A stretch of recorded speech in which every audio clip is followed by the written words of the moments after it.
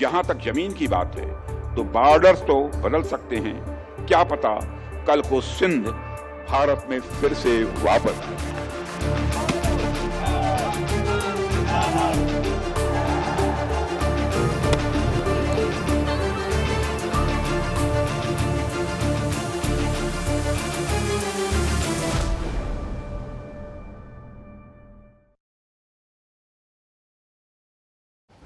It's India versus Pakistan again. This time it's not a war of missiles or bullets, it's a war of words, claims, condemnations and threats.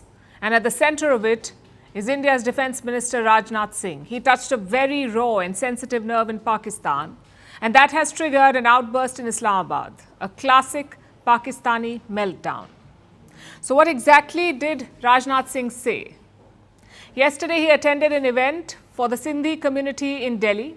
Now, Sindhis are an ethnic group. They belong to the Sindh region in present-day Pakistan. During partition, this community got divided. More than 1 million Hindu Sindhis fled to India, while the Muslim Sindhis remained in Pakistan. It's a bloody and traumatic episode from 1947. We'll come to it later. But today, Sindh is a province of Pakistan, and Rajnath Singh tried to undercut Islamabad's control over it. He said borders can always change and that Sindh could return to India one day. आज सिंध की भूमि, मेरे बहनों भाइयों, यह भारत का हिस्सा भले ही न हो, लेकिन सभ्यतागत रूप से सिंध हमेशा भारत का हिस्सा रहेगा। और जहां तक जमीन की बात है तो बॉर्डर्स तो बदल सकते हैं, क्या पता कल को सिंध भारत में फिर से वापस आ जाए। This has rattled Pakistan. They've hit back at Rajnath Singh's remarks. Let me quote from their statement. Pakistan strongly condemns the Indian Defence Minister's delusional and dangerously revisionist remarks regarding Pakistan's Sindh province. Such statements reveal an expansionist Hindutva mindset that seeks to challenge established realities. We urge Indian leaders to refrain from provocative rhetoric that threatens regional peace and stability. Look who's concerned about regional peace, the title sponsor of terrorism. Pakistan has long destabilized its neighbors, and I don't mean just India. If you ask the Afghans, they say the same thing. They'll tell you the same. So spare us the lectures on regional peace and stability. As for Sindh, why not look inward? Why not look at the province's complaints and struggles? Let me tell you what happened in April and May.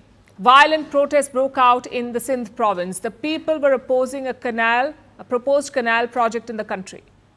The canal sought to take water away from Sindh, so naturally the people protested. They blocked highways, they stopped trains, and they targeted ministers.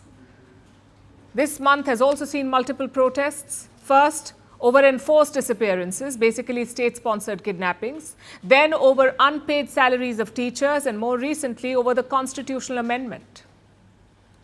We've spoken about this before. The 27th Amendment, Pakistan recently passed it.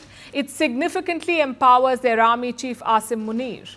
At the same time, this amendment also weakens the provinces like Sindh. So hundreds of protesters hit the streets in Sindh. They accused Islamabad of trying to steal their resources. If you join these dots, here's what you'll see. Sindh is restive. They have economic and political complaints, which is why Rajnath Singh's remarks hit too close to home. And unfortunately for Pakistan, some in Sindh are openly welcoming these remarks, like Sindhi leader Shafi Burfat. He leads a Sindhi separatist group in Pakistan, and he's all praise for the Indian Defence Minister. He says his group is willing to join the Indian Union. He may not represent the Sindhi mainstream, he may not even speak for a lot of people there, but his comments show that Sindh has complaints. And those complaints stem from systemic issues. Let's look at history. In colonial times, Sindh was part of the Bombay Presidency. You had Sindh, Gujarat and Maharashtra. They were all bunched together.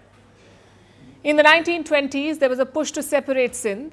Both Hindus and Muslims backed this campaign. And in 1935, they succeeded. So Sindh became a province with its own legislative assembly. This assembly supported the creation of Pakistan. In 1947, they voted to join the new country Pakistan. But unlike Punjab and Bengal, Sindh was not partitioned.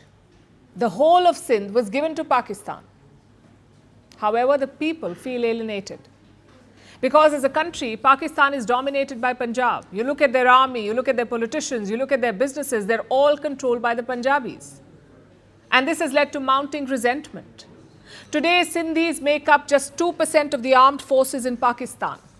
They make up just 5% of the civil servants, but they make up more than 14% of the total population. It's the same story in other provinces too. Balochistan was made up of 4 princely states. In 1947, one of them chose to be independent. At first, Islamabad accepted this arrangement, but in 1948, they sent soldiers to Balochistan. The province had no option but to join Pakistan. Today, Balochistan makes up 44% of Pakistan's land area, 44%.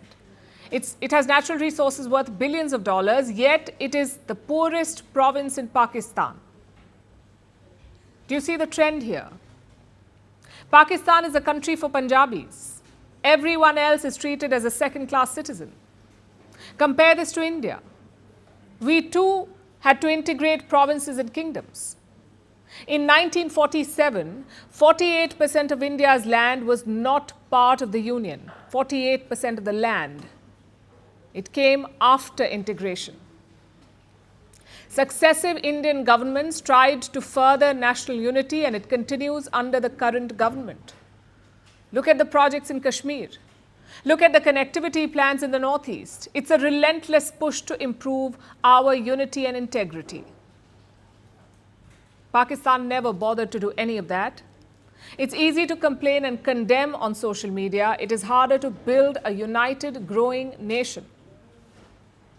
That's what Pakistan should learn from this episode. They promised glory.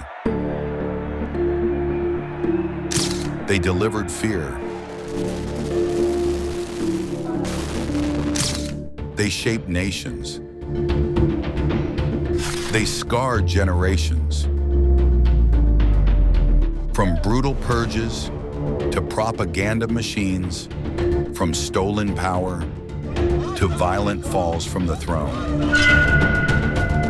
Welcome to The Dictator, a series that strips away the myth and then exposes the men behind the tyranny. History remembers their power. Firstpost reveals their truth.